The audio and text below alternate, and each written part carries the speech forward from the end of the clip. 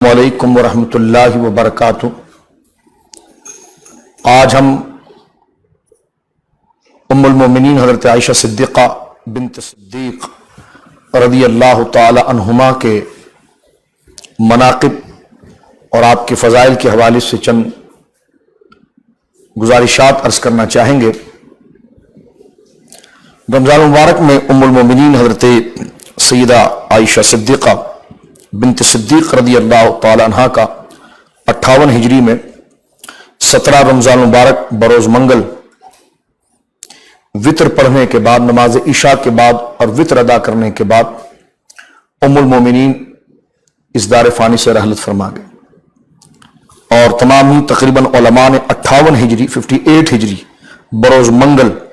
17 रमज़ान मुबारक आपका विसाल मुबारक रखा। और कदीमन अहले इस्लाम रमज़ान मुबारक के अंदर जहाँ सैयदा फ़ातिमा ज़हरा रज़ी अल्लाह ताला अन्हा, सैयदा खदीजतुल कुबरा रज़ी अल्लाह ताला अन्हा, हज़रत सैयदना इमाम हसन मुज्तबा रज़ी अल्लाह ताला अन्हु को ख़राज तहसीन पेश करते हैं और उम्मत के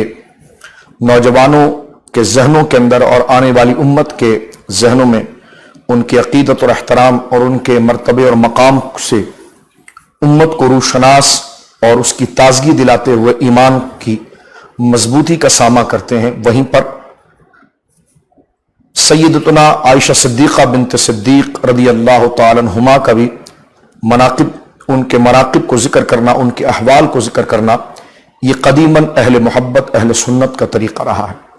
और फिर इसके बाद आप देखते हैं कि फ़तह मक्का है और हुज़ूर सैयदना मौला मुर्तज़ा रज़ी अल्लाह ताला अन्हु की 21वीं शब को शहादत है। ये तरतीब के साथ,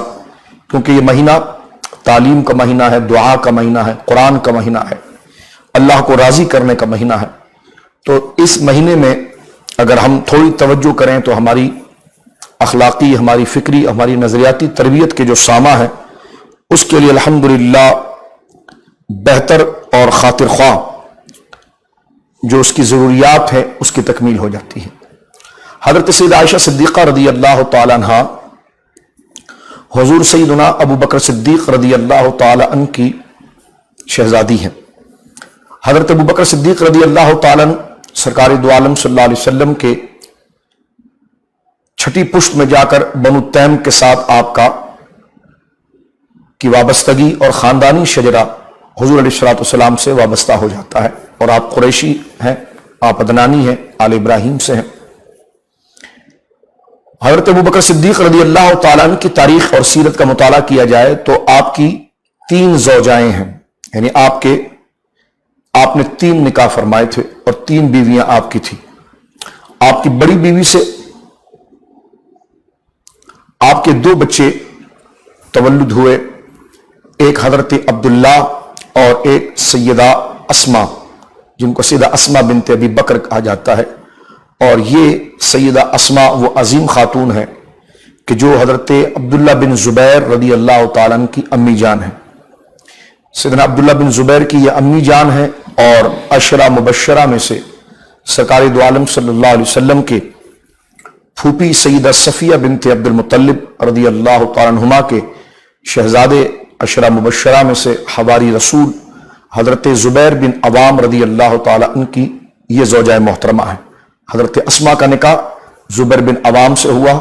और उनसे जो बच्चे, उनसे जो औलाद हुई उनमें हज़रत अब्दुल्ला बिन ज़ुबैर का नाम सर फहरिस्त आता है।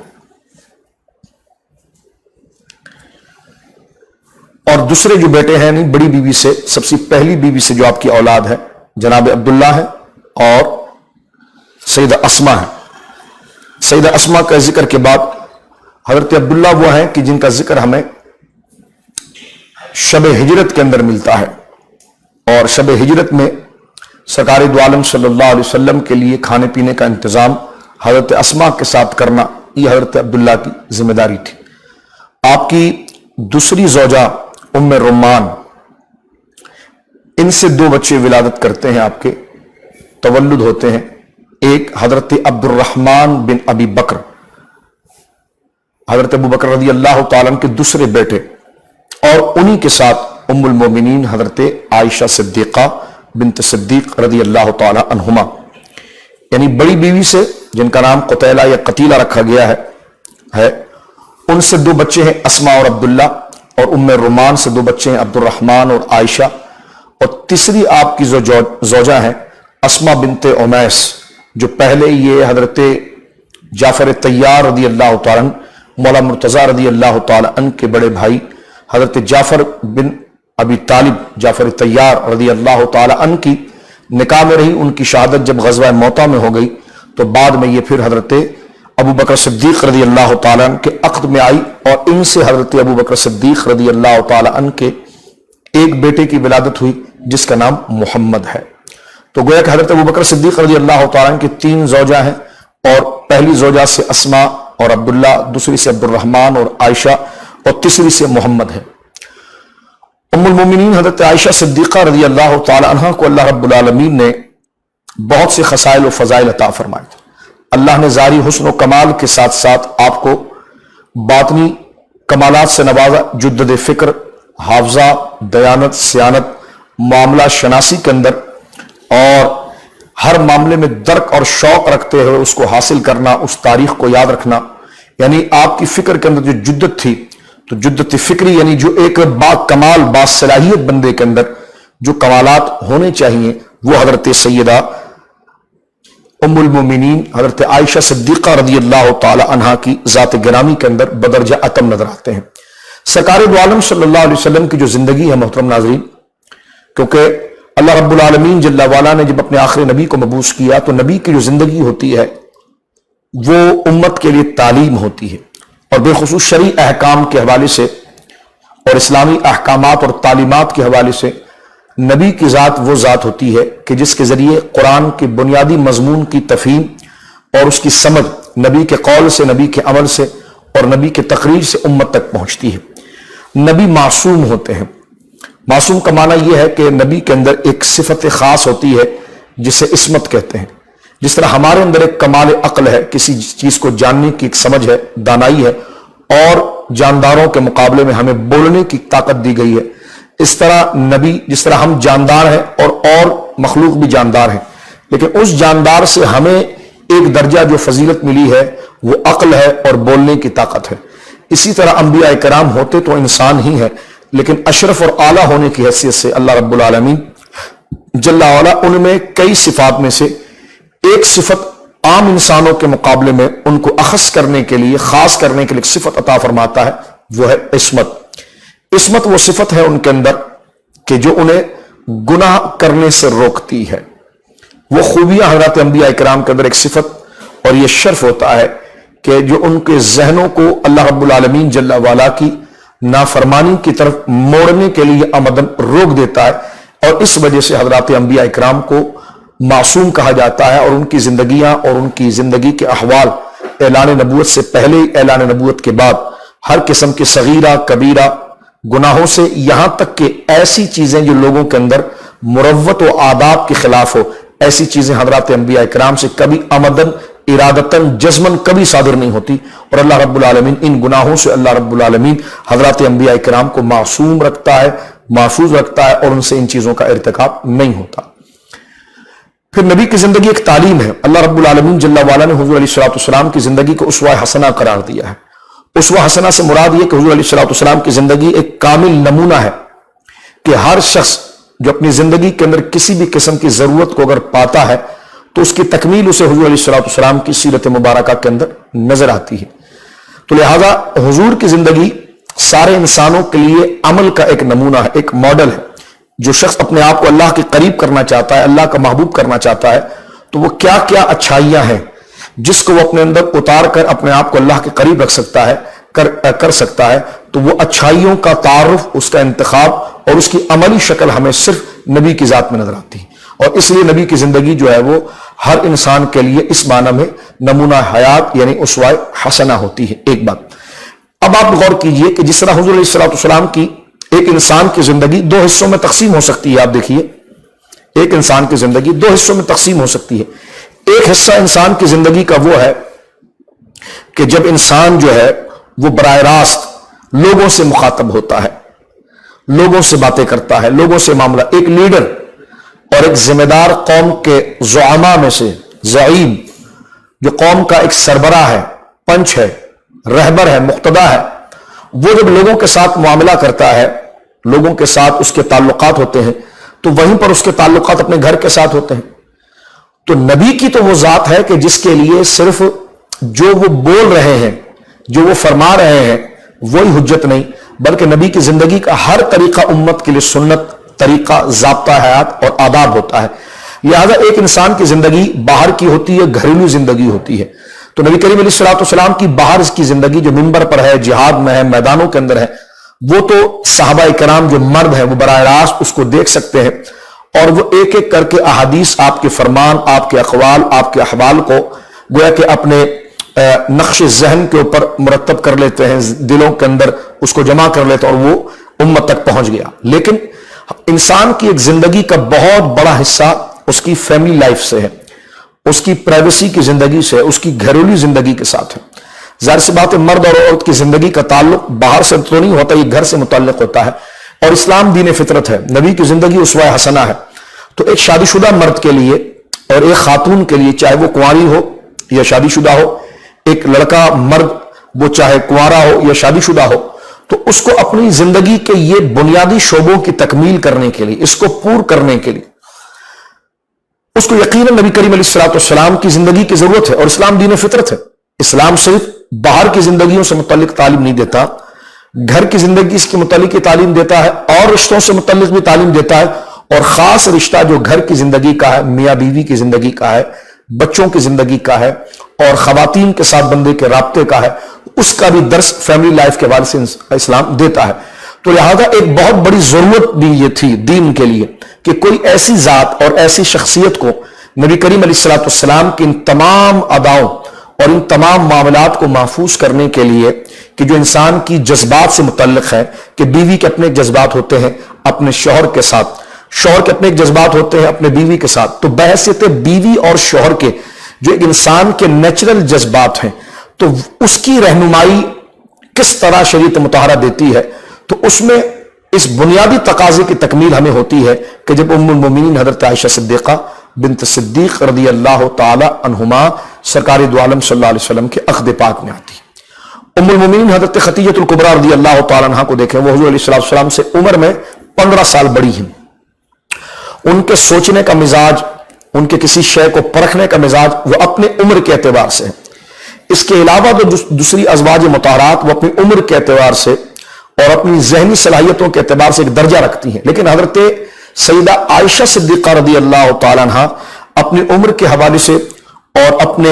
अपनी जुद्दत फिक्र के हवाले से, अपने हाफजे के हवाले से, अपनी सलाहियतों के हवाले से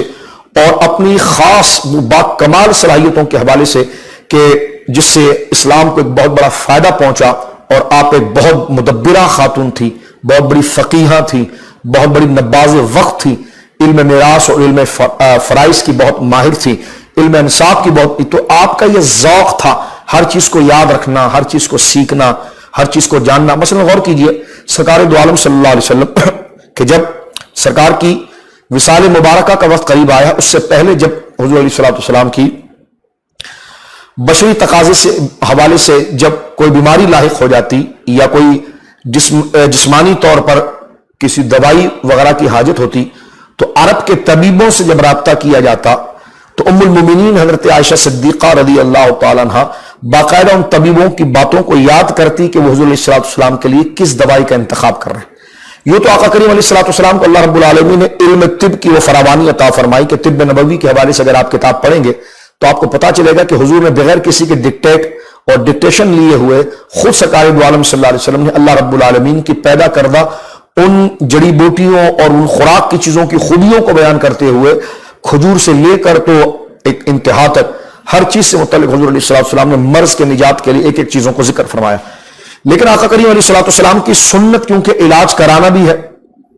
तो सरकार दो आलम सल्लल्लाहु अलैहि वसल्लम की खिदमत में मदीना मुनव्वरा के अरब के तबीब आया करते थे। तो जब वो हुजूर की खिदमत में आते तो सरकार अलैहिस्सलाम उनसे जब दवाइयों के बारे में मुशावरत करते थे, तो किताबों में यह आता है कि हजरत सईदा आयशा सिद्दीक़ा हू बहू हर चीज को याद कर लेती थी, हर चीज को वो जबानी याद कर लेती थी, और कौन सी दवाई हुजूर की खिदमत में किस तरह देनी है, कोई किस दवाई का क्या मेयार है, क्या मकाम है, یہ بھی چیزیں ہمیں حضرت عائشہ صدیقہ رضی اللہ تعالیٰ عنہ کی زندگی میں نظر آتی ہیں۔ حضرت عائشہ صدیقہ رضی اللہ تعالیٰ عنہ کا نکاح جب حضور علیہ الصلوۃ والسلام سے ہوا اور رخصتی مدینہ منورہ کے اندر ہوئی تو آپ کی جو عمر ہے اور آپ کے جو احوال ہے اس کے اندر سب سے بڑی چیز جو ضرورت رہی ہے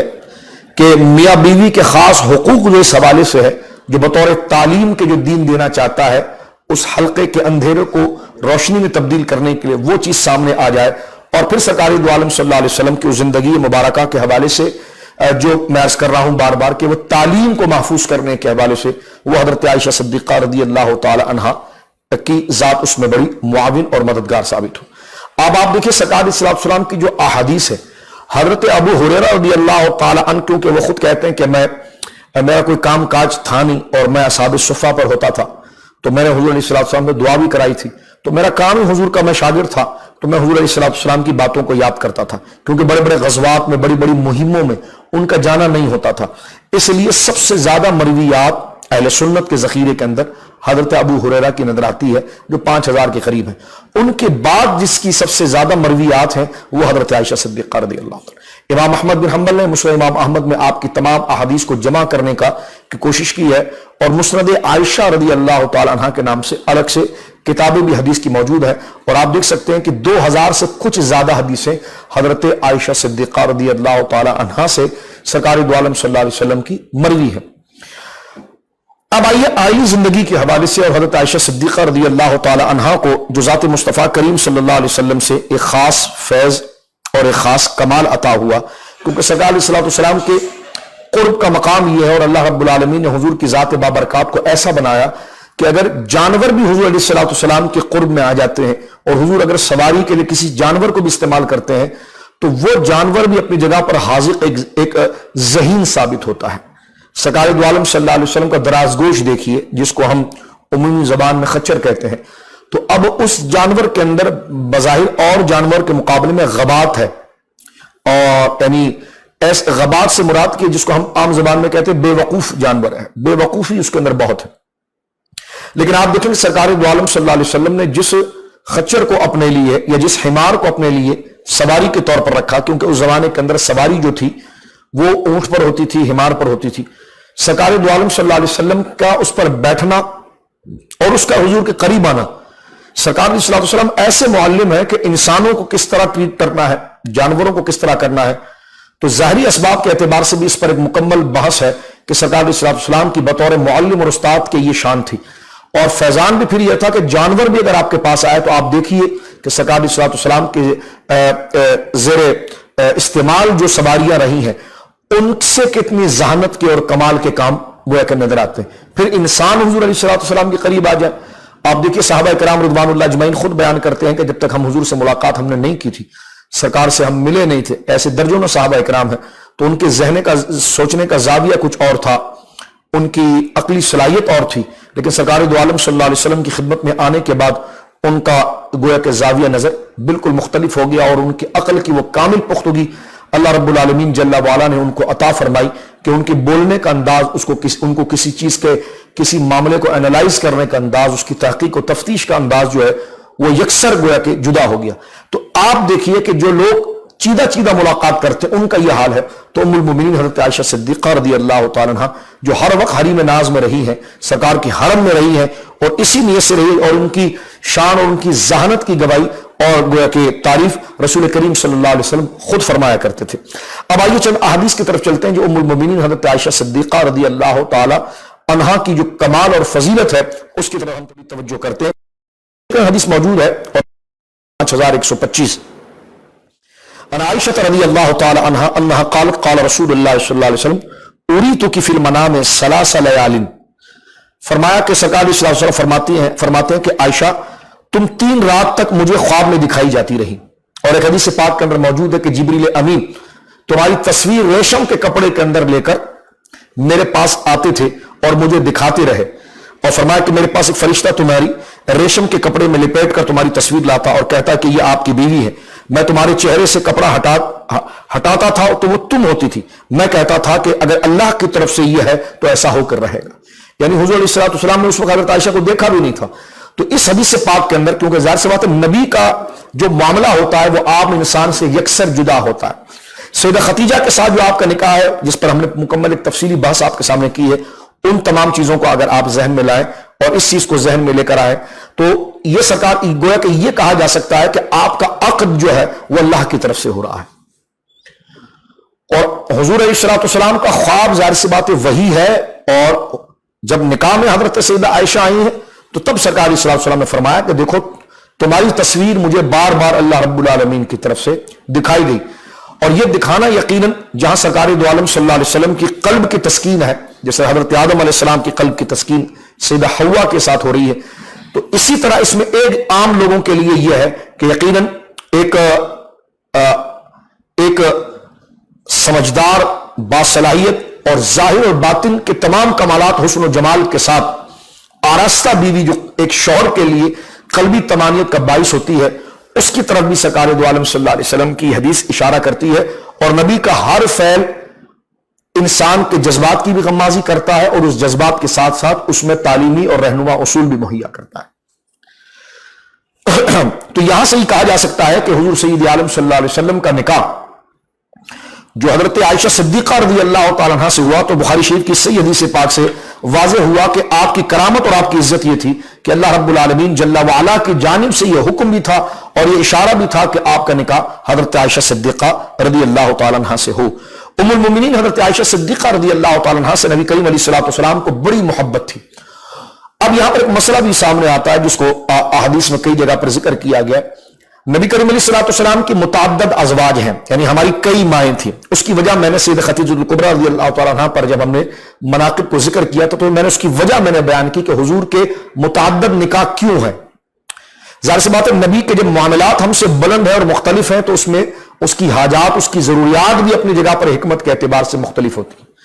تو سرکار علیہ الصلوۃ والسلام کی اجماع امت کے اعتبار سے جو 11 ازواج حضور علیہ الصلوۃ والسلام کی ہے تو سرکار دو عالم صلی اللہ علیہ وسلم نے ہر ایک کی باریاں رکھی تھی. آج حضور یہاں پر ہیں تو کل وہاں پر ہیں، پرسوں وہاں پر ہیں. اور قرآن کریم نے بھی اس بات کو جو ذکر کیا تھا کہ اگر ایک مرد ایک سے زیادہ شادی کر سکتا ہے اور ان کے حقوق کو ظاہری اور باطنی طور پر نبھا سکتا ہے، مادی نفسیاتی طور پر وہ نبھا سکتا ہے، تو شریعت مطہرہ نے کہا کہ ٹھیک ہے پھر تمہارے لیے کہ تمہیں اگر فنکحوا ما طاب لکم، پھر تم اگر نکاح کرنا چاہو اور جو تمہارے دل کو بھائے تو تم کرو. مثنی و ثلاث و رباع، 2 کرو، 3 کرو، 4 کرو، تمہاری مرضی ہے. لیکن جب کہ تم اس کو نبھا سکو، ہر ایک کے حقوق کو برابر دے سکو، نان، نفقہ، سکنا یعنی روٹی کپڑا اور مکان ان کے درمیان برابر طور پر تم تقسیم کر سکو، جیسا اس کو دیا ہے ویسے ہی اس کو دیا، جیسے اس کو کھلایا ویسے ہی اس کو کھلایا، یہ تمام تقسیم ہو اور ہر ایک کو وقت بھی اسی اعتبار سے جو دو جس طرح وہ ہے. ہاں وہ اگر اپنی مرضی سے، بیوی اگر اپنی مرضی سے اجازت دے دے کہ ٹھیک ہے میں اپنا ٹائم آپ کے لیے معاف کر دیتی ہوں، آپ فلاں زوجہ کے پاس جانا چاہے تو چلے جائیں، تو یہ بیوی کے اپنے اختیار کے اوپر ہے کہ وہ اپنا حق اگر معاف کرنا چاہے. لیکن شوہر کا یہ حکم ہے کہ اگر اس نے ایک سے زیادہ نکاح کیے ہیں، ایک سے زیادہ اس کی ازواج ہیں، تو ان کے حقوق کو وہ گیا کہ مساوی کرے. اور قرآن نے کہا کہ اگر اس کے اندر یہ اہلیت نہیں، مال تو ہے، سب کچھ ہے، لیکن وہ انصاف نہیں کر پائے، عدل نہیں کر پائے، تو پھر اللہ رب العالمین کہتا ہے کہ پھر اس کے لیے بہتر یہ ہے کہ وہ ایک ہی رکھے. اگر اس نے متعدد نکاح کر لی، ایک نہیں 2 شادی کر لی، 2 نہیں 3 کر لی، 3 کے بجائے 4 کر لی، جو ایک عام مرد کو اللہ نے اجازت دی ہے، 4 شادیاں اس نے کر لی ہے، اور اس میں اگر وہ انصاف نہیں کر پاتا تو حدیث پاک میں پھر اس عذاب کی وعید ہے کہ وہ قیامت کے دن قبر سے اٹھے گا تو اس کا بایاں شولڈر گرا ہوا ہوگا، یعنی بڑے حقیر کر کے اس کو اٹھایا جائے گا کہ اس نے انصاف نہیں کیا. نبی کریم علیہ الصلوۃ والسلام کی یہ ذات بابرکات ہے، اللہ نے جہاں آپ کو سارے اوصاف عطا فرمائے ہیں، وہیں 4 کے جس پر 4 بیویاں یا 2 بیویاں یا 3 بیویاں جس بندے کی زندگی میں آ جائے، اس کے لیے بھی دستور نمونہ عمل حضور علیہ الصلوۃ والسلام کی زندگی بنتی ہے کہ سرکار نے 11 ازواج رکھے ہیں، اور 11 ازواجوں کے اندر وہ کمال عدل موجود ہے کہ وہ سیرت کی کتابوں میں دیکھا جا سکتا ہے. ایک بات اس کا دوسرا پہلو میں چاہتا ہوں کہ آپ اس پر غور کریں. ایک سے زیادہ نکاح کرنے کے فوائد اس لیے رکھے گئے اس شرط کے ساتھ کہ جو اس میں توازن رکھ سکتا ہو، جو نان، نفقہ اور سکنا اس کی درجہ بندی رکھ سکتا ہو. اس کا یہ کہ خاندان آباد ہوتے ہیں. ظاہر سی بات ہے کہ ریشو خواتین کا زیادہ ہونا اور مردوں کا کم ہونا، تو معاشرے کے اندر بربریت اور فسق کا سبب ہو سکتا ہے۔ اور ایک پاک باز خاتون کی آرزو یہ ہوتی ہے کہ اسے نیک شوہر ملے جو اس سے محبت کرنے والا ہو، اس کی ضروریات کی تکمیل کرنے والا ہو، اس سے پیار کرنے والا ہو، اور اس کی عزت و ناموس کی حفاظت کرنے والا ہو، اور خود اس کی معاشرے میں کوئی عزت ہو۔ تو ایسے جو شخص ہیں تو شریعت پھر ان کو حکم دیتی ہے کہ یہ آگے بڑھے، تاکہ وہ خواتین جنہیں اب تک رشتہ نہیں آیا یا جناب عورتوں کی تعداد زیادہ ہے تو ان کے لیے ایک گھر بسانے کا سبق اللہ رب العالمین عطا فرما رہا ایک، اور اس سے اولادوں کا سلسلہ، کہ ظاہر سی بات ہے کہ باپ اگر ایسے مزاج کا ہے، اگر اس نے 4 یا 2 یا 3 شادیاں کر لی اور حقوق وہ اس کے ادا کر سکتا ہے بہتری کے ساتھ، تو آنے والی اولاد کی تربیت اچھی کر کے وہ معاشرے کو اچھے افراد مہیا کر سکتا ہے۔ اس لیے عرب کے اندر یہ ایک عام رواج ہے کہ جناب وہ اس قسم کے معاملات کرتے ہیں۔ ہمارے یہاں یہ ہے کہ اگر متعدد نکاح کر لیا جائے تو اس کو بڑی مایوب نظروں سے دیکھا جاتا ہے، اور ہر بندہ ترچھی نظروں سے دیکھتا ہے کہ جناب اس کی 2 شادیاں ہیں، اس کی 4 شادیاں۔ اگر خدا نہ کرے وہ 10 جگہ پر منہ کالا کر رہا ہو، لیکن ہم تقوی و طہارت اور نیکی سے اس قدر قلاش اور دین کی سوچ سے اتنے کمزور ہوتے ہیں کہ وہ گناہ اور فسق اور اس کی گویا کہ شراب و کباب کی اس لعنت والی بات کے باوجود وہ ہمارا دوست بھی رہتا ہے، ہمارا بیٹا بھی رہتا ہے، ہمارا بھائی بھی رہتا ہے، ہمارا پڑوسی بھی رہتا ہے، یعنی گندگی کے ساتھ ہم اس کو قبول کرنے کے لیے تیار ہیں۔ لیکن اسلام نے جو حقوق شریعت مطہرہ کے عطا فرمائے ہیں اور وہ اس کی تکمیل بھی کر سکتا ہے، اس اعتبار سے اگر کرے تو ہمارا معاشرہ اس کو قبول کرنے کے لیے تیار نہیں۔ یہ یقیناً غیر اسلامی فکر ہے، ہندوانہ فکر ہے، شریعت مطہرہ نے اس کی اجازت نہیں دی ہے۔ اس پر آپ کتب کو مطالعہ کر کے دیکھیں کہ اس کے گویا کے بے شمار فضائل اور گویا کے ضروریات معاشرے کی ہر ایک کے لیے نہیں جو اس کو تکمیل کر سکتا ہے۔ کیونکہ یہ جو بات میں کرنے جا رہا ہوں نا آگے، اس لیے میں نے یہ ساری تمہید آپ کے سامنے رکھی ہے، کیونکہ نبی کی ذات ایک پاک ذات ہوتی ہے اور اس کی زندگی سے سراسر تعلیم ہوتی ہے، تعلیم اس کی زندگی سے حاصل ہوتی ہے، تو کسی کے ذہن کا خناس اس کو کسی اور طرف نہ لے جائے، اس لیے میں اس کو یہ ساری تمہید سامنے عرض کر کے اس اہم ترین موضوع کہ جس میں حقیقت کو بھی سامنے رکھنا ہے اور ادب و احترام کو بھی سامنے رکھنا ہے، روح اور فکر کے ادب کو بھی ساتھ میں رکھنا ہے۔ کیوں رکھنا ہے جی؟ آپ تو جبری اس طرف آ رہے ہیں، میں نے کہا نہیں، حقیقت کو سمجھنا اور اس حقیقت تک پہنچنے کے لیے شیطان ہمارے ذہنوں کو وسوسے یا انتشار کا شکار نہ کر دے، اس لیے یہ تمہید میں نے آپ کی خدمت میں عرض کی ہے۔ تو گویا کہ متعدد شادیوں سے خاندان آباد ہوتے ہیں، معاشرے کے اندر بہتری آتی ہے اس شخص کے لیے کہ جو حقوق ادا کر سکتا ہے اور ان کے معاملات کو احسن طریقے سے گویا کہ نبھا سکتا ہے۔ ام المومنین حضرت عائشہ صدیقہ رضی اللہ تعالیٰ عنہا اور حضور کی دیگر اور 10 ازواج یعنی 11 ازواج میں حضور نے انصاف کر کے دکھایا۔ ایک دن حضور یہاں پر ہے، دوسرے دن وہاں، جو ان کو دیا وہ ان کو دیا، جو ان کو دیا وہ ان کو دیا۔ یہ سرکار علیہ الصلوۃ والسلام کی زندگی پاک کے اندر یہ تمام گویا کہ رہنما اصول نظر آتے ہیں۔ لیکن اس کے بعد اب آپ دیکھیے تمام کے بعد بہت ممکن ہے کہ ایک بندے کی اگر 1 نہیں 2، جیسا اب یہاں پر ذرا غور سے سنیے کہ نبی کی 11 کیوں ازواج ہے، تو میں نے کہا پھر عام انسان کی 4 کیوں ہے؟ نبی کی 11 کیوں ہے؟ میں نے کہا پھر عام انسان کی 1 بھی کیوں ہے؟ تو جو یہ سوال کرے کہ جناب نبی کی 11 بیویاں کیوں، میں نے کہا تمہاری 1 کیوں ہے؟ اس کا پہلے جواب دیں آپ ہمیں کہ تمہاری 1 بیوی کیوں ہے؟ تو ظاہر سی بات وہ یہ کہے گا اللہ کا حکم ہے، میری ضرورت تھی، میرے معاملات تھے، میری عمر تھی، میری تسکین تھی۔ میں نے کہا ٹھیک ہے، آپ اپنی ضرورت، ہم بھی یہی بات کر رہے ہیں۔ نبی کا مشن اور کاز جتنا بڑا ہوتا ہے، اور اس لیے حضور علیہ الصلوۃ والسلام کی 11 ازواج کے اندر کہیں سیاسی ضرورت تھی، کہیں سماجی ضرورت تھی، کہیں معاملاتی ضرورت تھی۔ میں نے اس پر گویا کہ پوری گفتگو آپ کے سامنے سیدہ ختیجہ کے یوم میں کر لی ہے۔ تو لہٰذا ایک تو اللہ کی طرف سے اجازت ہے، ایک بات جس طرح آپ کو 4 کی اجازت ہے یا 1 کی بھی اجازت لے لے، پھر آپ کا دائرہ کار جتنا ہے، آپ کا حلقہ احباب جتنا ہے، آپ کے معاملات جتنے ہیں، اتنی آپ کی ضرورت کی تکمیل ہے۔ نبی ایک آفاقی کام ہے، آفاقی ذمہ داری ہے، اس اعتبار سے خاندانی رشتہ بھی مشن کو آگے بڑھانے میں بہت بڑا سپورٹ کرتا ہے۔ اس لیے حضور علیہ السلام کی متعدد قبیلوں کے اندر شادی ہونا یہ اسلام کی اس مشن کو بہت تیز کرنے کے لیے ہوا، اور اس کی بے شمار حکمتیں گویا کہ وہاں پر موجود ہے۔ لیکن اب میں یہ عرض کر رہا تھا کہ متعدد بیویاں بندے کی ہوں تو آپ کے ذہن میں سوال آ سکتا ہے کہ بندے نے 1 نکاح کر لیا، 2 کر لیا، 3 کر لیا، یہ 1 یا 2 کر لیا، پھر بھی بندے کا انصاف تو وہ عدل کے ساتھ کر رہا ہے ہر ایک کو، اور ہر ایک کی ضرورت کی وہ تکمیل کر رہا ہے، لیکن بہت ممکن ہے کہ اس ظاہراً وہ تمام پریکٹیکلی طور پر سب کو دے رہا ہے، لیکن اس کا دل کسی ایک کی طرف زیادہ کھینچتا ہے اور وہ اپنے دل میں اپنی بیوی میں سے کسی ایک کو ترجیح دیتا ہے، تو سرکار دو عالم صلی اللہ علیہ وسلم نے دیکھیں یہ مسئلہ بھی آپ کو وہاں پر حل ہوتا ہوا نظر آئے گا، یعنی باقاعدہ پریکٹیکل لائف ہے اور آپ کے جذبات کی مکمل غماز کو نبی ہی ہے وہ نبی ایک نکاح کر کے اگر زندگی گزارے تو ایک بندہ جو آپ کی امت میں ہے جس کی طبیعت خواہش مرضی اتنی ہے کہ اس کو ایک نہیں دوسری شادی کی بھی ضرورت ہے، تو وہ اس کے لیے کیا رہنما رسول اللہ چلو شریعت دے گی آپ شادی کر لو، شادی کر لیا، لیکن اس کے لیے جو ایک عملی زندگی گزارنے کی ہے اس عملی زندگی کی تعلیم اسے کہاں ملے گی؟ تو نبی کی زندگی کے اندر ایک کام کے اندر ہزاروں جہتیں ہوتی ہیں، ہزاروں ضروریاتوں کی تکمیل ہوتی ہے، آپ جیسے سمجھ کے ساتھ اس موضوع کو دیکھیں گے وہاں پر اس چیز کی تکمیل نظر آئے گی۔ تو لہذا جناب رسول کریم کے ایک کام کے اندر ہزار لوگوں کے ذہنوں کی سہولیات، ان کی ضروریات، اس کی تکمیل یہاں پر ہوتی ہے۔ سرکار دو عالم صلی اللہ علیہ وسلم نے 11 ازواج تھی، لیکن حضور فرماتے تھے کہ دیکھو میں نے تم سب کا حق ادا کیا، وہ کہتی تھی یا رسول اللہ بالکل آپ نے ہمارا سب کا حق ادا کیا۔ سرکار نے فرمایا لیکن مجھے جو ہے نا وہ عائشہ کے معاملے میں آپ معاف رکھیں، یہ سیدہ عائشہ ہماری ماں کی فضیلت تھی، اللہ اکبر۔ سرکار فرماتے میں نے تم سب کو برابر باری کا حق دیا ہے، لیکن میرا دل جو زیادہ چاہتا ہے کہ میں اس دن کا انتظار کرتا ہوں کہ جو باری حضرت عائشہ صدیقہ کی ہوتی،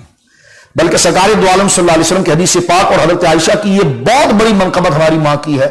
اور شان اور آپ کی جلالت ہے کہ سرکار صلی اللہ علیہ وسلم کے وصال کے وقت کے دن سرکار باقاعدہ پوچھتے تھے آج مجھے کہاں جانا ہے،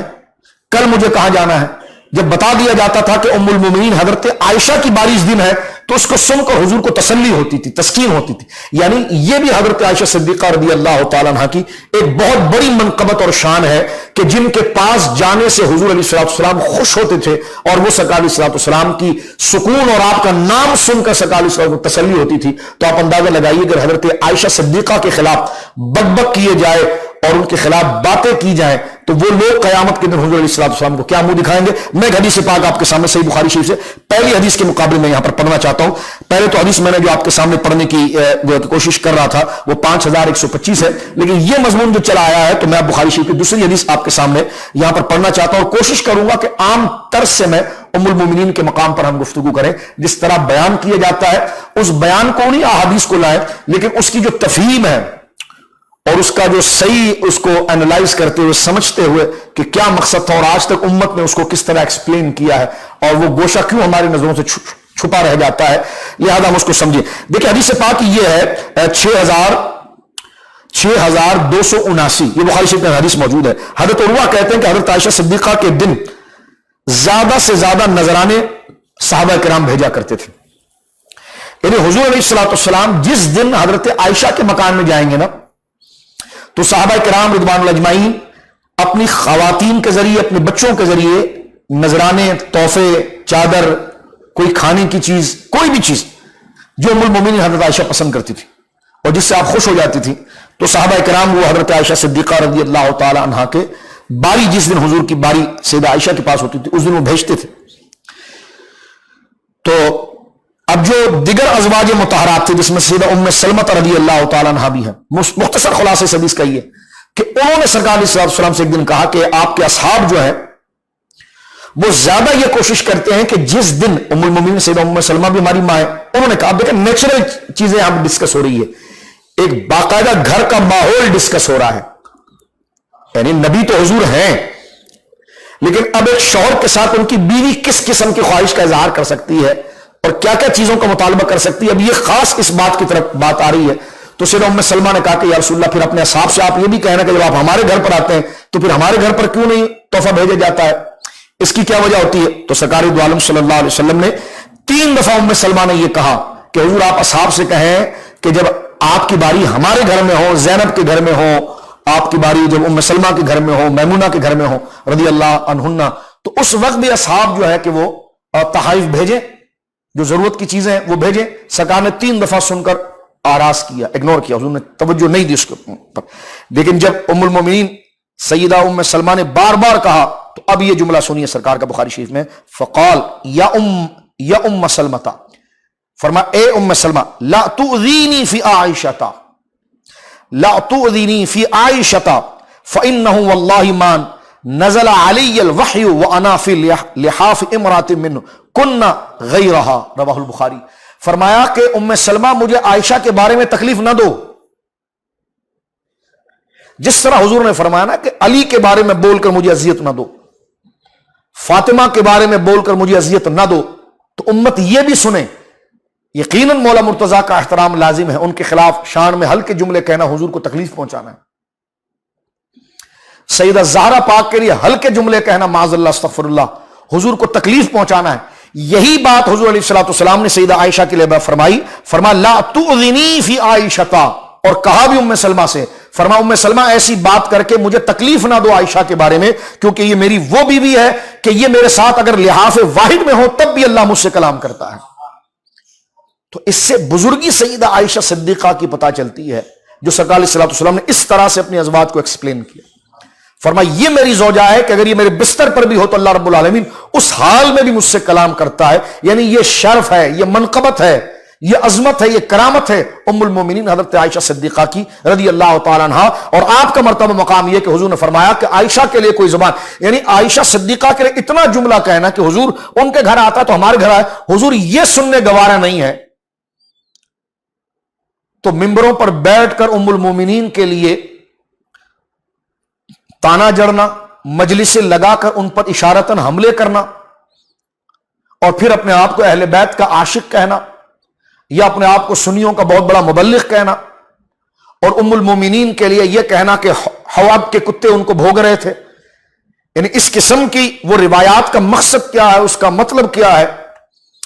उसका पर्पस क्या है, वो क्या चीज है। तो लिहाजा अब मुझे बताइए इन अल्फाजों के साथ जब उसको सही मकसद में नहीं बयान किया गया तो इससे यकीनन हुजूर अलैहिस्सलाम को अजियत होगी। और हजरत आयशा की अदना सी तौहीन या उनके लिए हल्की हल्की हल्की से हल्की बात भी करना, यह हुजूर सईद आलम के लिए तकलीफ का बाइस है। और जिससे हुजूर को तकलीफ पहुंच गई ना, तो फिर ना पगड़ियां बचती हैं, ना नमाज बचती है, ना सैयद होना बचता है, ना फिर कोई मजलिसी होना बचता है, ना फिर मौलाई होना बचता है, सब बर्बाद हो जाता है। अगर हुजूर अलैहिस्सलाम नाराज हो गए तो आप अंदाजा लगाइए कि जिसकी, मेरी बहनें मेरी माएं सुन रही, गौर करें कि जिसके बारे में हल्का से भी इशारा सुनने को हुजूर फरमाते मेरा दिल परेशान हो जाता है, तो मुझे बताइए जिनके लिए मजलिस लगाकर उस मां का जिक्र करते होंगे तो गुंबद खजरा में मेरे आका का दिल कितना खुश होता होगा।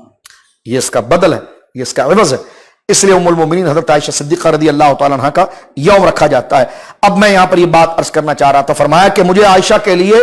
और ये सहाबा किराम का मिजाज भी आप देखें, क्योंकि जब सईदा आयशा उन चीजों से खुश होती थी तो सरकार अलैहि सल्लम फिर उन सहाबा के लिए दुआ करते थे। और यही बात हज़रत मुजद्दिद अल-फ़सानी रहमतुल्लाह अलैह फरमाते हैं कि मैंने जब हुजूर को ख्वाब में देखा और मैंने अर्ज किया, हुजूर मैं बचपन से आपकी बारगाह में तोहफा पेश करता हूं, कभी नफली सदक़े का, कभी नफली नमाज का, कभी नफली रोजे का, हुजूर वो आप कबूल करते हैं? सरकार ने फरमाया, अहमद सरहंदी मेरे पास तो तुम्हारा कोई तोहफा नहीं आता। तो वो रोने लगे, कहने लगे हुजूर मैं तो ये कदीमी आदत है। फरमा मैं वही तोहफा कबूल करता हूं जो आयशा के घर आता है रज़ियल्लाहु तआला अन्हा। तो हजरत शेख अहमद सरहंदी फरमाते हैं कि उस दिन के बाद जब भी मैंने हाथ उठाकर दुआ की है ना, तो पहले सईदा आयशा सिद्दीक़ा के लिए की है, तमाम के लिए, तमाम साहबा अहले बैत के साथ मैंने सईदा आयशा सिद्दीक़ा की बारगाह में जो मैंने पढ़ा है उसको नजर किया, और फिर मैं हुजूर अलैहिस्सलाम की बारगाह की तरफ बढ़ा। तो लिहाजा अल्लाह का महबूब बनना चाहते हो तो अल्लाह के महबूब के करीब आ जाओ, और अल्लाह के महबूब रसूलुल्लाह के महबूब बनना चाहते हो तो उम्मुल मोमिनीन के मुअद्दब हो जाओ, सरकार की औलाद और अहले बैत और सहाबा के मुअद्दब हो जाओ। क्योंकि जाहिर सी बात है कि अगर आप मुझसे मोहब्बत करना चाहते हैं तो आप अगर ज़हीन है तो आप पहले उन लोगों का एहतराम करेंगे कि जिससे मैं मोहब्बत करता हूं। तो अगर मैं आपसे मोहब्बत तो पहले मैं आपके बच्चों से, आपके उन अजीजों से जिनसे आप बहुत प्यार और एहतराम करते हैं, मुझे जब आप उनका एहतराम करते हुए देखेंगे तो फिर मुझे कहने की जरूरत नहीं होगी, आप मुझ पर खुद शफकत करेंगे। तो लिहाजा उम्मुल मोमिनीन हज़रत आयशा सिद्दीक़ा रज़ियल्लाहु तआला अन्हा की, यानी ऐसे घटिया जुमले कहना कि नबी की सोहबत में बैठकर औरत नहीं बदलती, ये जुमले, ये कोई जुमले हैं कहने के? अलैहिस्सलाम इतनी हकीर और पस्त बात करना, और उस पर मजमा और मस्जिद का कहका लगाना, और उस पर कोई वार्निंग भी ना होना। तो लिहाजा ये अहदीस शऊर दे रही है हमें कि इस किस्म की गलतियां अगर होती हैं तो उससे अल्लाह से तौबा करनी चाहिए, और अपने आप को, अपनी आकिबत को संवारने के लिए, अल्लाह उसके रसूल के रास्ते को इख्तियार करने के लिए जो हुजूर अलैहिस्सलाम के पसंदीदा है उनसे मोहब्बत करनी चाहिए। अब आप यहां पर देखिए, हज़रत आयशा सिद्दीक़ा रज़ियल्लाहु तआला अन्हा से एक रिवायत जो मैं भी आपके सामने अर्ज करने जा रहा हूं कि क़ाल रसूलुल्लाह सल्लल्लाहु अलैहि वसल्लम, सरकार दो आलम सल्लल्लाहु अलैहि वसल्लम, यौमन या आयशो, ये सरकार का अंदाज था, सरकार के लाड़ से उनसे बात कर, یا حمیرہ، کیونکہ ہماری ماں حضرت عائشہ صدیقہ رضی اللہ تعالیٰ عنہ کا گویا کہ حسن و مقام کے اعتبار سے سرکار علیہ السلام ان کے لیے پھر حمیرہ کا لفظ کہتے تھے. یہاں پر یومن یا عائشو ھذا جبریل یقرئک السلام، اے عائشہ یہ جبرائیل ہے جو تمہیں سلام کہہ رہا ہے. حضرت عائشہ کہتی کہ میں آئی ایک دفعہ، ایک حدیث میں کہ میں آئی تو سرکار علیہ السلام کمرے کے دروازے کے ایک اوڑ میں کسی سے بات کر رہے تھے، بڑی گہری بات کر رہے تھے. تو جب سرکار فارغ ہوئے تو سرکار نے فرمایا عائشہ وہ جبریل تمہیں سلام کہہ رہے تھے، اور تم نے دیکھا جبریل تمہیں کیسے لگے؟ کہنے کہ حضور یہ تو کچھ دحیہ کلبی جیسے نہیں تھے، یہ دحیہ کلبی نہیں تھا. حضور نے فرمایا نہیں، یہ دحیہ نہیں تھا، یہ جبریل تھا. فرمایا اچھا، یہ اس لیے میں حیران ہوں کہ اگر دحیہ آتے ہیں، اگر دحیہ ہی ہوتے تو دحیہ تو کچھ وقت آپ کے پاس گزارتے، لیکن جبریل کے پاس آتے ہیں جس کو ہم اردو میں کہتے ہیں سیکنڈ میں آتے چلے جاتے ہیں. تو کہا کہ میں نے دیکھا بس یہ ابھی آپ کے ساتھ کھڑے تھے، ابھی چلے گئے کہیں پر. تو سرکار نے فرمایا وہ دحیہ نہیں، کہ دحیہ حضور کے وہ صحابی ہیں جو انتہائی خوبصورت تھے. حضرت جبریل اکثر ان کی شکل دھار کر انسانی شکل میں حضور علیہ السلام کے پاس آتے تھے. تو ام المومنین حضرت عائشہ نے جب دیکھا تو سرکار نے فرمایا ہاں یا عائشہ ھذا جبریل یقرئک السلام، یہ جبریل ہے جو تمہیں سلام کہہ رہے ہیں. فقلت وعلیہ السلام ورحمۃ اللہ وبرکاتہ. ام المومنین نے کہا کہ انہیں بھی سلام کا میرا جواب دیجئے. اور سیدہ نے فرمایا ترا ما لا ارا ترید رسول اللہ صلی اللہ علیہ وسلم، کہنے لگی یا رسول اللہ آپ تو وہ دیکھ لیتے ہیں جس کو میں نہیں دیکھ سکتی. یعنی یہ بات آپ نے گویا کہ ذکر فرمائی. سرکار علیہ السلام نے ام المومنین حضرت عائشہ صدیقہ رضی اللہ تعالیٰ کی شان عظمت میں ایک جملہ فرمایا. حضرت انس بن مالک کہتے ہیں قال سمعت رسول اللہ صلی اللہ علیہ وسلم، حضرت انس کہتے ہیں کہ میں نے رسول کریم صلی اللہ علیہ وسلم سنا. سرکار نے فرمایا یقول فضل عائشہ علی النساء، فرمایا تمام دنیا کی عورتوں پر میری عائشہ کو وہ فضیلت ہے. فضل عائشہ علی النساء کفضل السرید علی سائر الطعام، رواہ البخاری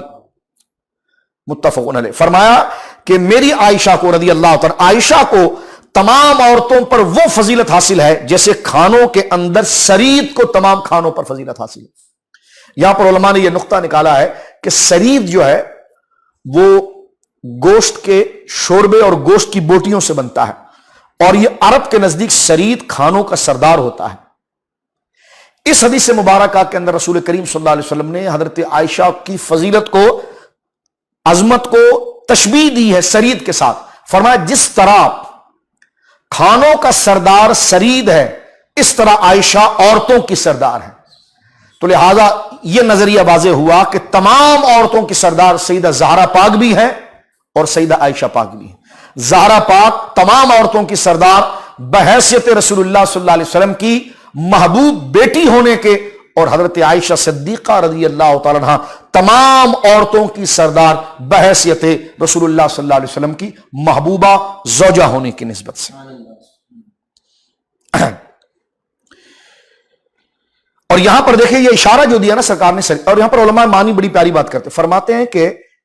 کسی کی عظمت کو صراحتاً بیان کرنا اور کسی کی ہر عظمت کو اشارتاً بیان کرنا، تو یہ اشارہ جو کنایا ہے نا یہ سری سے زیادہ قوی ہوتا ہے. یعنی حضور نے ڈائریکٹ یہ نہیں کہا کہ تم سب سے افضل ہو، بلکہ فرمایا عائشہ کی فضیلت ایسے ہے جیسے کھانوں میں سرید کی فضیلت ہے. تو یہاں پر علماء نے لکھا کہ علم معنی میں بھی یہی ہے اور عربی طرز بھی یہی ہے کہ براہ راست کسی کی عظمت کو بیان کرنا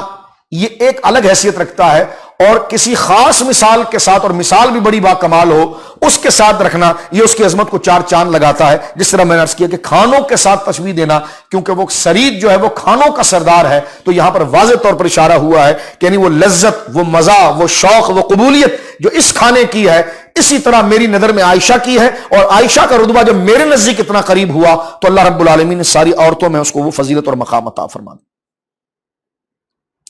اور سرکار علیہ السلام کی احادیث جس طرح کہ میں نے عرض کیا کہ حضور سیدی عالم صلی اللہ علیہ وسلم خود اس باری کا انتظار کرتے ہیں. واقعہ افق دیکھیے، ہم بات کو سمیٹنے کی طرف چلتے ہیں. واقعہ افق اگر دیکھا جائے کہ وہ واقعہ جس میں سیدہ عائشہ صدیقہ بنت صدیق رضی اللہ تعالی عنہا کہ جن پر منافقین نے بری تہمت لگائی، اور اس تہمت میں اور اس کچے کان بن کے کئی اور لوگ بھی نکل پڑے. اللہ اکبر. تو واقعہ افق سورہ نور کے اندر بیان ہوا، اور قیامت تک کے لیے پاک باز عورتوں کی عزت اور ان کی شان اللہ کی بارگاہ میں بلند ہوئی، اور ان عورتوں کے لیے عزت کی بات ہوئی میری ماں سیدہ عائشہ کے صدقے. کیونکہ سیدہ عائشہ پاک کی عظمت و شان پر جب انہوں نے تہمت لگائی، اور الیاذ باللہ لمبا تفصیلی واقعہ ہے، اور سرکار دو عالم صلی اللہ علیہ وسلم کے دل کو گویا کہ تکلیف دی. سرکار نے تو برملا کہا تھا واللہ ما علمت لأہلی الا خیرا. سرکار نے یہ جملہ فرمایا میں اپنی بیوی کے بارے میں خیر اور نیکی کے علاوہ کوئی ارادہ نہیں رکھتا. لیکن حضور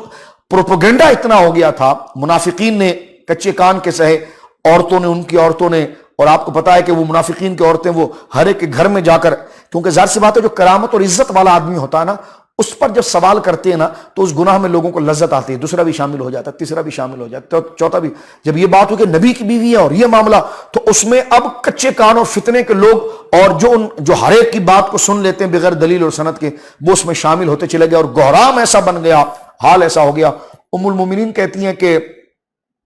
ہوا یہ کہ سرکار علیہ الصلوۃ والسلام جو ہے کہ وہ غزوے سے لوٹ رہے ہیں, میں اختصار عرض کرتا ہوں, ایک جگہ پر پڑا ہوا شام کے وقت, ادھر حضرت ام المومنین کا ہار جو تھا وہ ٹوٹ گیا. آپ کی طبیعت کیونکہ بڑی باذوق طبیعت کی خاتون تھی آپ, تو جب وہ آپ کا ہار ٹوٹ گیا تو آپ اپنے دانے چننے لگی. تھوڑا دور کہیں پر رفع حاجت کے لیے آپ تشریف لے گئی تھی, تو وہ دانے چننے لگی, تو آپ کا کجاوا جو اونٹنی سے نیچے رکھا گیا تھا وہ چیئر, جب جانے کا ٹائم ہو گیا انہوں نے وہ کجاوا اٹھایا اور اوپر رکھ دیا. اور وہ سمجھے, حضرت عائشہ کہتی کہ میں اس وقت نو عمر تھی تو میرا وزن بھی اتنا نہیں تھا, تو جس نے کجاوا اٹھا کر رکھا, پردے تو ڈلے ہوئے تھے, کیا پتا تھا اندر کون ہے, تو جا کجاوا رکھ دیا گیا اور قافلہ روانہ ہو گیا. کہتے جب میں نے سب وہ اپنے ہار کے دانے جو تھے وہ میں نے چن لیے, اور جب میں نے مڑ کر دیکھا تو قافلہ چلا گیا. تو کہنے کہ میں ادھر ہی بیٹھ گئی. میں اس لیے بیٹھ گئی کہ مجھے پتا تھا کہ جب آگے کہیں پر یہ پڑاؤ ہوگا تو سرکار علیہ السلام کو جب بتا دیا جائے گا تو واقعی میں کوئی کھوجی پیچھے آئے گا اور حضور کسی کو بھیجیں گے اور ان کو ڈھونڈنے میں پریشانی نہ ہو. کہتے ہیں وہ شام کا وقت تھا, رات ایسی گزر گئی اور میں سو گئی تو سرکار علیہ السلام کے صحابی حضرت صفوان, جن کی ڈیوٹی یہ ہوتی تھی کہ وہ قافلے کے بہت پیچھے چلتے تھے تاکہ کوئی کھو جائے, کوئی چیز گر جائے تو وہ راستے سے اٹھاتے ہوئے آگے بڑھتے تھے. کہتے ہیں کہ جب وہ قریب آئے اور جب انہوں نے مجھے دیکھا دور سے, تو انہوں نے صرف ایک جملہ حضرت عائشہ کہتی کہا انا للہ و انا الیہ راجعون. تو کہا میں نے بھی انا للہ و انا الیہ راجعون کہہ کر اپنا دوپٹہ لیا اور میں سمیٹ کے بیٹھ گئی. انہوں نے صرف اونٹنی اپنی لا کر رکھ دی اور میں اونٹنی کے کجاوے پر بیٹھ گئی اور وہاں سے سفر کرتے ہوئے میں جو ہے سرکار کے ساتھ مل گئی. یہ جو تاخیر ہوئی اور پیچھے عبداللہ بن ابی جیسے منافق کو پتا چلا, ام المومنین رات وہاں پر یہ کیا معاملہ, اس طرح کر کے اس نے, سرکار کیونکہ دشمن تھے حضور کے اور وہ چاہتے تھے کہ جو اتنا مدلل دین آگے جا رہا ہے تو کوئی بدنامی کا عنصر پکڑ کر تحریک اسلام کو بدنام کیا جائے اور مشرکین مکہ کو خوش کیا جائے, اور اس طرح کا وہ شور و غوغا ہو گیا. حضرت عائشہ کہتی اتفاقاً ایسا تھا کہ مجھے اس دن بخار آیا, اور اتنا بخار آیا اور اتنے دن تک بخار آیا کہ مجھے ہوش ہی نہیں تھا کہ لوگ کیا باتیں کرتے ہیں. کئی دن تک میں بہت شدید بیمار تھی اور مجھے پتا ہی نہیں تھا کہ لوگ جو ہے کہ وہ کیا بات کرتے ہیں کیا نہیں کرتے ہیں. کہتے جب میری طبیعت کچھ سنبھلی تو خواتین رات کے وقت گویا کہ باہر صحراؤں میں رفع حاجت کے لیے جاتی تھی. کہتی جب میں خاتون کے ساتھ گئی تو وہاں پر مجھے جو ہے کہ وہ ایک عورت نے یہ بات بتائی کہ فلاں کا ناز جائے, میں ان کا نام نہیں ذکر کرتا, ان پر حد لگ گئی تھی, کہ فلاں کا ناز جائے, اس نے یہ بات تمہارے لیے کی. ام المومنین نے کہا کہ بہن کیا بات ہوئی ہے, انہوں نے کہا یہ, تو کہا جب میں نے یہ سنی تو میرا مرض دوبارہ لوٹ آیا اس صدمے سے, اور فرمایا کہ پھر کئی راتیں گزر گئی, میرے آنسو رکھے نہیں تھے اور نہ میں رات کو سوئی نہ میں دن کو سوئی. اور تہمت کا بازار ایسا گرم کر دیا گیا تھا کہ سرکار دو عالم صلی اللہ علیہ وسلم اس پاکیزگی کا یقینی علم رکھنے کے باوجود, کیونکہ یہ تو اجماع تھا کہ نبی کی امت, نبی کی بیوی جو نبی کی آغوش حریم میں آتی ہیں, ان کے اندر کبھی اس قسم کا کام آ جائے یہ متصور ہی نہیں. یعنی لوط علیہ السلام کی بیوی نے ان کے مشن کو چھوڑ دیا, یہ ممکن ہے. نوح علیہ السلام کی بیوی نے ان کے مشن کو چھوڑ دیا, لوط علیہ السلام کی بیوی ان کے مشن سے ہٹ گئی, یہ درست ہے. وہ کفر کی طرف تو جا سکتی ہے, بدکاری کی طرف کبھی نہیں جا سکتی. کسی نے کہا جی کفر بھی تو, کفر کی طرف کیوں جا سکتی ہے بدکاری؟ ہم نے کہا اس لیے کہ دیکھو نبی کی ذات ایک اعتماد کی ذات ہوتی ہے اور اللہ ہر اس چیز سے نبی کی ذات کو محفوظ رکھتا ہے جس سے نبی کی سیرت پر حملہ نہ ہو. تو اس زمانے میں کفر ہونا عیب نہیں تھا لیکن بدکاری عیب تھا, تو لہذا ان میں کفر آ جائے ایک الگ مسئلہ, بدکاری کبھی نہیں آئے یہ تو اجماعی مسئلہ تھا. یہ تو ضروریات نبوت میں سے, تو حضور کو اس کا علم ہے. یہ کیسے ہو سکتا ہے کہ سرکار علیہ السلام کو اس بات کا علم نہ ہو؟ اور سرکار نے واضح طور پر ممبر فرمایا تھا, ابھی میں تھوڑا سا عرض کر دیتا ہوں کہ واللہ ما علمت لأہلی الا خیرا, میں خدا کی قسم اپنی بیوی کے بارے میں نیکی کے علاوہ اور کوئی علم نہیں رکھتا، پارسائی کے علاوہ اور کوئی علم نہیں رکھتا، لیکن حالات جب ایسے بن گئے تو سامنے منافقوں کا شور ایسا تھا اور حضور ایک ذمہ دار دین کو لیڈ کر رہے تھے، تو آپ نے بڑی سنجیدگی کے ساتھ اس مسئلے کو لیا تاکہ ایک پروپیگنڈا ختم ہو کے دوسرا نہ شروع ہو جائے، لو اپنی بیوی کے لیے تو اور مسئلہ تھا، اور لوگوں کے لیے اور مسئلہ تھا، اور لوگوں کے لیے اور، تو سرکار نے پورا وہ دائرہ عدالت کو لگا دیا تاکہ ہر چیز بے غبار ہو جائے۔ ہر ایک سے حضور نے پوچھا تم کیا کہتے ہو بتاؤ۔ سرکار علیہ الصلوۃ والسلام نے اپنی باندی سے پوچھا، بریرہ سے، تم کیا کہتے ہو؟ بریرہ نے کہا یا رسول اللہ کیسے کہا جا سکتا ہے؟ ہاں سید عائشہ عمر میں، ایک جو حضرت عائشہ کی عادت مبارک تھی، فرمایا وہ عمر میں چھوٹی ہیں، ہاں وہ آٹا گنتے گنتے سو جاتی، یہ میں نے ان کو دیکھا ہے، لیکن میں نے کبھی اس طرح کا ہو جانا یہ ہاشا وکلا، یہ کبھی سوچ بھی نہیں سکتے۔ تو سرکار نے ایک ایک سے پوچھا، یعنی پوری عدالت حضور نے اس لیے نہیں لگائی کہ حضور کو علم نہیں تھا، حضور نے عدالت اس لیے لگائی تاکہ تحقیق اور تفتیش کی پوری چھننی سے یہ مسئلہ چھن کے نکلے، تاکہ دوبارہ یہ مسئلہ نہ اٹھایا جائے کہ اپنی بیوی کے لیے یہ معاملات کیے، دوسری کی بیوی کے لیے یہ معاملات کیے۔ اب یہاں پر میں آپ کے سامنے عرض کرتا ہوں جو تفسیر مدارک میں فاروق اعظم سے حضور نے پوچھا، عمر تم بتاؤ کہ تم میری بیوی کے بارے میں کیا ارادہ رکھتے ہو؟ ایک ایک قریبی بندے سے، یہ ہوتا ہے لیڈر کی شان، یعنی کہ مسلط کر دیا، بلکہ مشاورت ہر ایک سے، تاکہ کیونکہ اسلام صرف زبان سے نکلنے والے کلمے کا نام نہیں،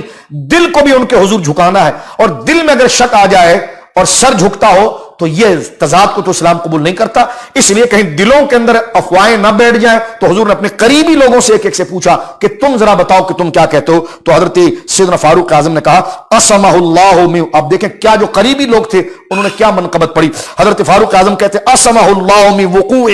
ذباب علی جلدہ لانہ یقع علی النجاست، حضور اللہ نے تو آپ کو اتنا پاک بنایا کہ آپ کے بدن پر خدا نے مکھی کو بیٹھنے سے بھی روک دیا، اس لیے کہ وہ نجاست پر بیٹھتی تھی، تو نجاست پر بیٹھ کر ایک مکھی آپ کے بدن پر آئے تو ایسی مکھی جو نجاست پر بھی بیٹھ سکتی ہے، نہیں بھی بیٹھ سکتی ہے، لیکن اس کی عادت ہے کہ وہ نجاست پر بیٹھتی ہے، تو ایسی مکھی جس میں گندگی کا عنصر ہے اس کو آپ کے بدن کی طرف لانے سے خدا نے عصمہ آپ کو معصوم کیا، تو ایسی بیوی آپ کے نکاح میں کیسے آ سکتی تھی؟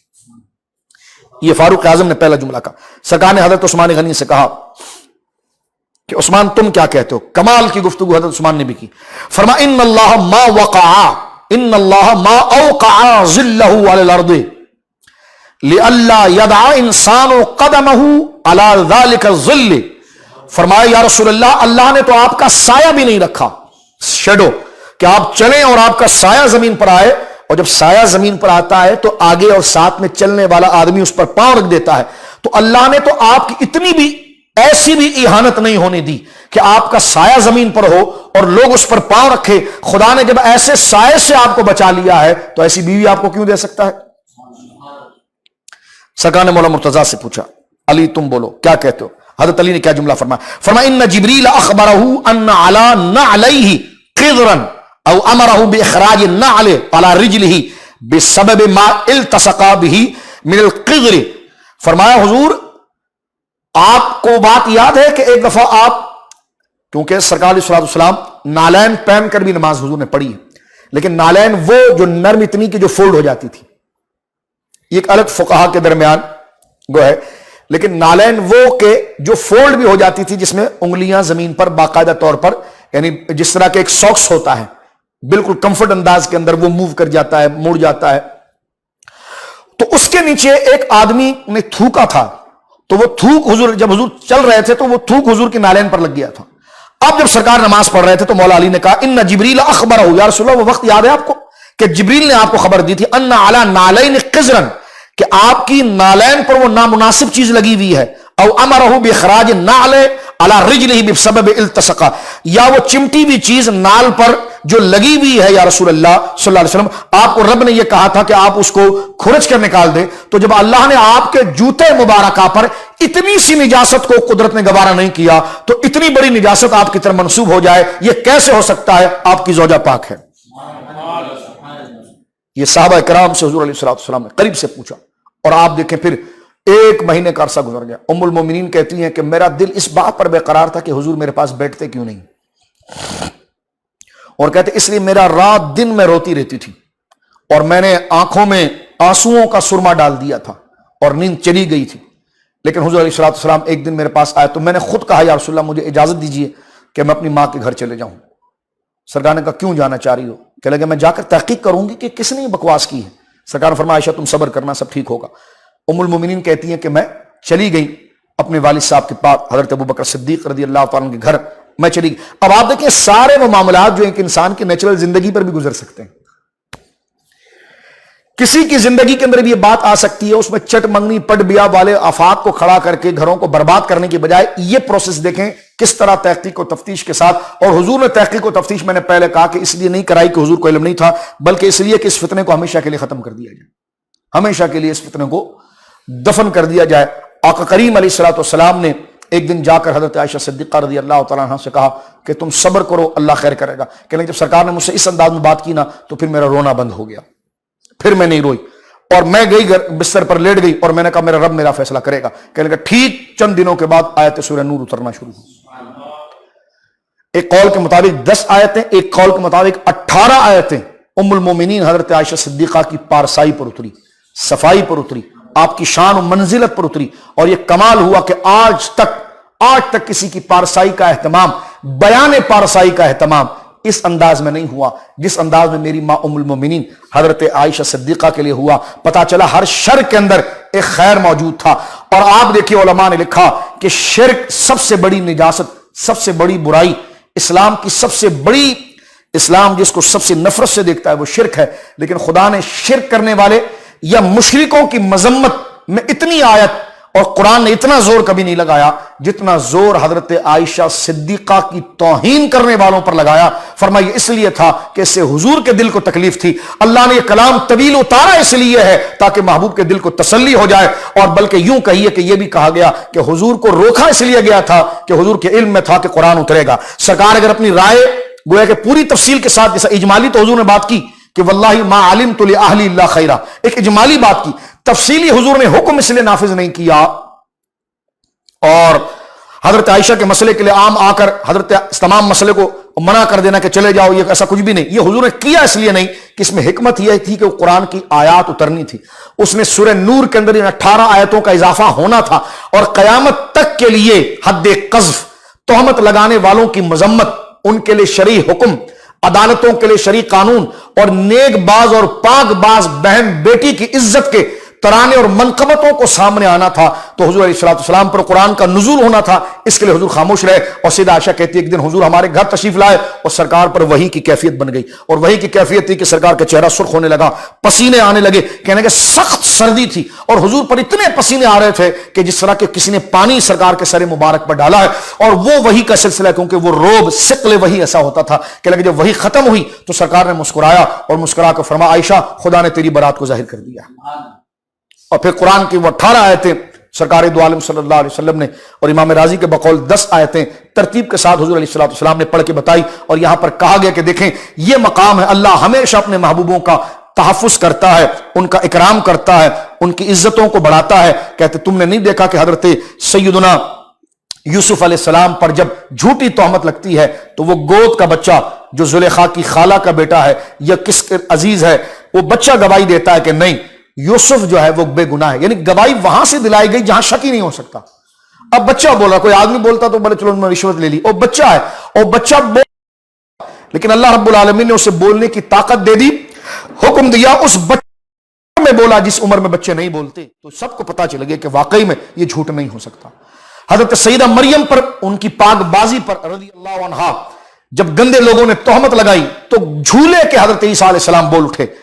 کہ میری ماں جو ہے وہ پاک ہے. اور پوری قرآن کے اندر سورہ مریم میں اس کا ذکر موجود ہے، سورہ آل عمران کے اندر اس کا ذکر موجود ہے. حضرت موسیٰ علیہ السلام کی طرف جب بنی اسرائیل نے گندی تہمت لگائی اور آپ کے ایک بدنی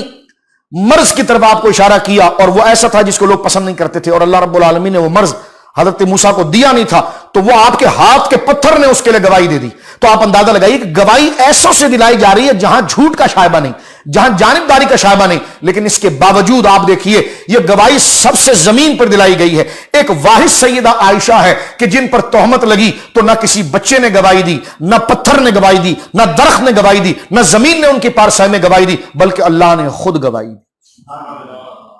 تو جیسا آپ کا مقام تھا، جیسا آپ کا مرتبہ تھا، اللہ رب العالمین نے ان شان جلالت کے ذریعے اللہ رب العالمین نے آپ کو مقام عطا فرمایا۔ اور بھی میری ماں سیدہ عائشہ صدیقہ رضی اللہ تعالیٰ، مستدرک کے اندر حدیث بھرپور ہے، جامع ترمذی کے اندر حدیث کا سلسلہ بھرپور ہے، اور ہمارا وقت یہاں پر مکمل ہو رہا ہے۔ میں اسی بات پر اپنی گفتگو کو ختم کرتا ہوں کہ حضرت عائشہ صدیقہ رضی اللہ تعالیٰ عنہا ایک مضبوط شخصیت تھی، اس لیے مولا علی کی حکومت ہو، حضرت عمر کی حکومت ہو، حضرت عثمان علی کی حکومت ہو، کسی کی حکومت ہو، ان میں تاریخی طور پر حضرت عائشہ کا نام سامنے آتا ہے کہ آپ کسی نہ کسی مسئلے سے قوم کو لیڈ کرتی ہیں۔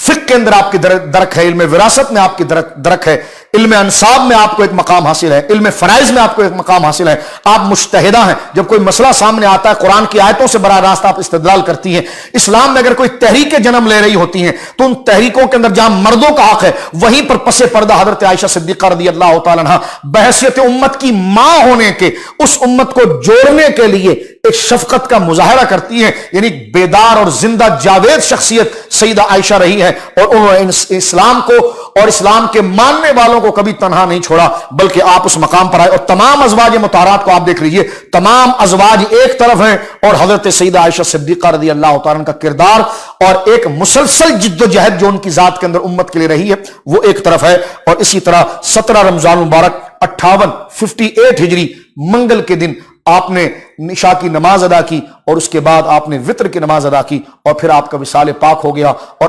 آپ کے حجرہ مبارکہ کے اندر تو سرکار آرام فرما رہے ہیں، پھر سیدنا صدیق اکبر آپ کے والد آرام فرما رہے ہیں، فاروق اعظم آرام فرما رہے ہیں، لیکن آپ نے یہ وصیت کی تھی کہ جب میرا انتقال ہو تو مجھے جنت البقیع لے جائے اور عام مسلمانوں کے قبرستان کے اندر میری تدفین کر دی جائے۔ اور آپ کے مقام و مرتبہ یہ کہ جب کوئی آپ کے سامنے کوئی شان اور منقبت اور آپ کی عظمت و شان کو جب کوئی بیان کرتا تھا، اللہ اکبر، تو حضرت عائشہ صدیقہ کہتی چپ ہو جاؤ۔ حضرت عبداللہ بن عباس نے کہا کہ حضور سیدہ عفق کی شان آپ کے لیے اتری، آیت تیمم آپ کے لیے اتری، اس امت کو سب سے بڑا تحفہ آج تک کسی امت کو نہیں ملا، آپ کی وجہ سے اتری سیدہ۔ اور آپ وہ ہیں کہ حضور کے منہ میں آخری جو چیز تھی وہ آپ کا لعاب تھا، آپ نے مسواک دی، آپ نے حضور کو مسواک چبا کر دی تھی، آپ ہی وہ خاتون ہیں کہ جن کی جھولی میں سرکار نے رفیق اعلیٰ کا سفر کیا ہے۔ یہ ساری شانیں حضرت عبداللہ بن عباس نے بیان کی تو میری ماں رونے لگی اور کہنے لگی اے عباس میری تعریف و توصیف کو چھوڑ دو، کاش میں کوئی بھولی بصری ہوتی اور میں پیدا ہی نہ ہوئی ہوتی۔ یعنی یہ زہد یہ آپ کے انکساری تھی۔ اللہ رب العالمین میری ماں کی قبر پر رحمتوں اور انوار کی بارش فرمائے، اور سیدہ عائشہ صدیقہ کے صدقے اللہ رب العالمین ہر بہن بیٹی جوان بزرگ بچے تمام امت پر اللہ رب العالمین خاص فضل فرمائے۔ اور جن کٹھن دور کے اندر میری ماں نے اس امت کا ساتھ دیا، اللہ اکبر، جمل کے اندر جو آپ کے معاملات تھے، امت کو جوڑنے کے لیے جو آپ کی گویا کہ کشمکش تھی، اور مروانی خلافت کے دوران رہ کر آپ نے سرکار علیہ الصلوۃ والسلام کے دین کو محفوظ کرنے کے لیے، صحابہ کی عزت کو محفوظ کرنے کے لیے جو پیغامات دیے، اللہ رب العالمین آپ کی بیدار اور مسلسل زندگی کا صدقہ اس قوم کے اندر بیداری عطا فرمائے، اس امت کے اندر بیداری عطا فرمائے۔ اور یہ ٹوٹے پھوٹے جملے جو ہم نے کہے ہیں، اے ماں سیدہ عائشہ صدیقہ آپ کی بارگاہ میں کہیں، آپ رب کے حضور دعا کریں کہ اللہ رب العالمین ہمیں معاف کریں، اور آپ دعا کریں کہ سرکار دو عالم صلی اللہ علیہ وسلم ہمارے کالے منہ اور کالے دل کو نہ دیکھیں، بلکہ ہم پر شفاعت اور رحمت کی چادروں کو دراز کریں، ہماری مریضوں کو شفا دے، ہمارے بچوں کو اللہ رب العالمین نیک کرے، اور ہماری بیٹیوں کے اللہ اچھے رشتے عطا فرمائے، اللہ رب العالمین ہمارے بچوں کو اچھی تعلیم عطا فرمائے، اور جن کے گھر اولاد نہیں اللہ نیک اور صالح اولاد عطا فرمائے، جو مال کے متلاشی انہیں اللہ رزق حلال عطا فرمائے، رمضان مبارک کی اس مبارک ساعتوں کو اللہ قبول فرمائے۔ میری بہن بیٹی بھائی بزرگ نوجوان بچے جتنے اس وقت میرے ساتھ شامل ہیں، اللہ رب العالمین جل وعلا تمام کو اس کی برکات عطا فرمائے۔ وصلی اللہ علی خیر خلق محمد۔